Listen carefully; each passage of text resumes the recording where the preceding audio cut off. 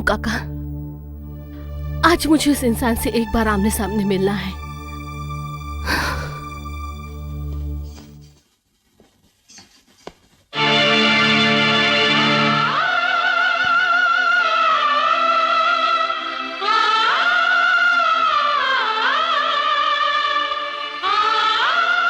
क्या देखने के लिए आए हो?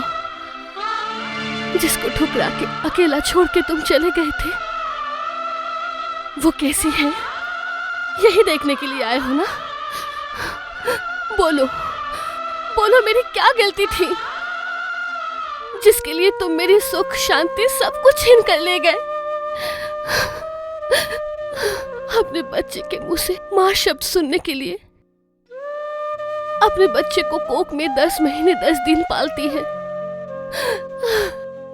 और मेरे उस बच्चे के मुंह से माँ शब्द में तुम्हारी वजह से नहीं सुन पाई, तुम्हारी वजह से नहीं सुन पाई, तुम्हारी वजह से।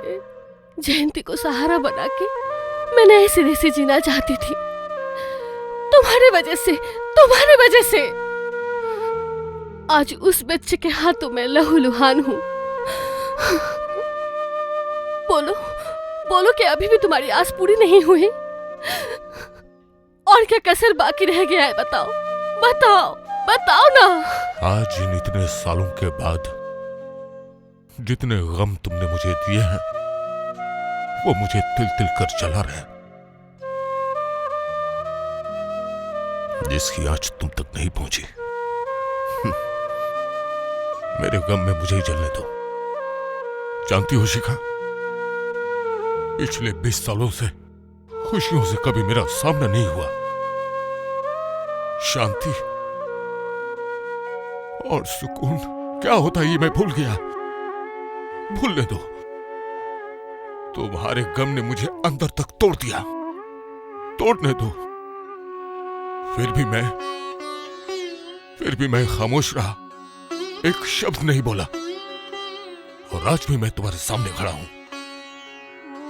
ये तुम्हारे ही संस्कार है जिसने तुम्हें लहूलुहान कर दिया।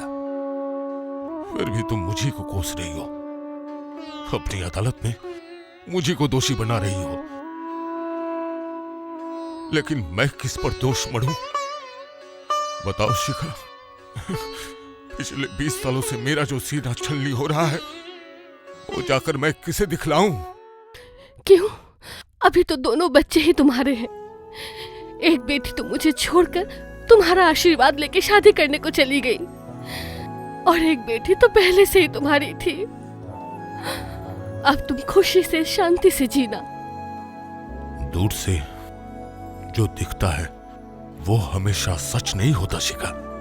हाँ, ये सच है कि जया को मैंने अपने सीने से लगाकर बड़ा किया है, और वही जया आज तुम्हारे उस मैनेजर रवि का हाथ थामकर तुम्हारे आशीर्वाद से सुहागन बनेगी, ये कहकर मुझे छोड़कर चली आई। तुम मुझे अकेला करना चाहते थे, और ऊपर वाले ने तुम्हें ही अकेला कर दिया। नहीं शिखा, मैंने कभी तुम्हें अकेला नहीं छोड़ना चाहा। अगर नहीं चाहते थे तो पति का हक जता के मुझे अपने साथ लेके क्यों नहीं गए? क्यों पिता होके अपने बच्चे को चोरी करके ले गए? झूठी बात है ये। मैंने जया को नहीं चुराया।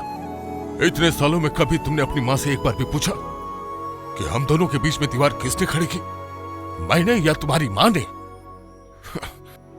शिखा, तुम तो फिर भी रो सकती हो, मैं तो वो भी नहीं कर सकता। क्या तुम ये नहीं जानती कि जिस प्रदीप की शिखा नहीं होती वो कभी भी नहीं जल सकता? आओ, इसी दिन का मैं परसों से इंतजार कर रहा था। शिखा, ये तुम्हारी माँ तुम लोगों की जिंदगी को बर्बाद किया, प्रदीप को तुम्हारी जिंदगी से निकाल दिया, प्रदीप को तुम्हारे सामने मुजरिम ठहराया। नहीं शिखा, चुप, बिल्कुल चुप करो। और एक शब्द भी तुमने कहा तो तुम्हारा जान ले लूंगा। इतने दिनों तक तुमने मुझे कुछ नहीं कहने दिया। तुम्हें समझना चाहिए था कि मैं तुम्हारा पति हूँ। तुम्हें डांटने का हक मेरा भी है। जाओ, अरे जाओ भी, जाओ, उन लोगों से माफी मांगो। जाओ जाओ। शिखा, प्रदीप बेटा,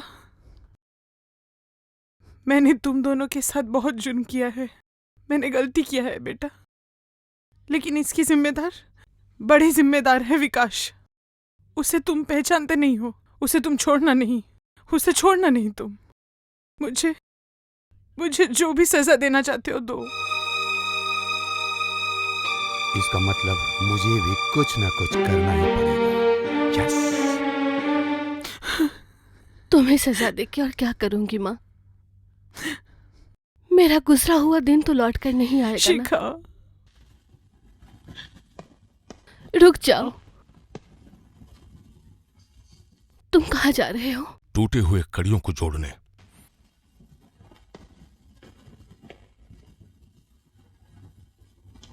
शिखा, तू कहाँ जा रही है? जो बेटी अपने पिता को दुख दे के छोड़ के चली गई, उसको वापस लाने।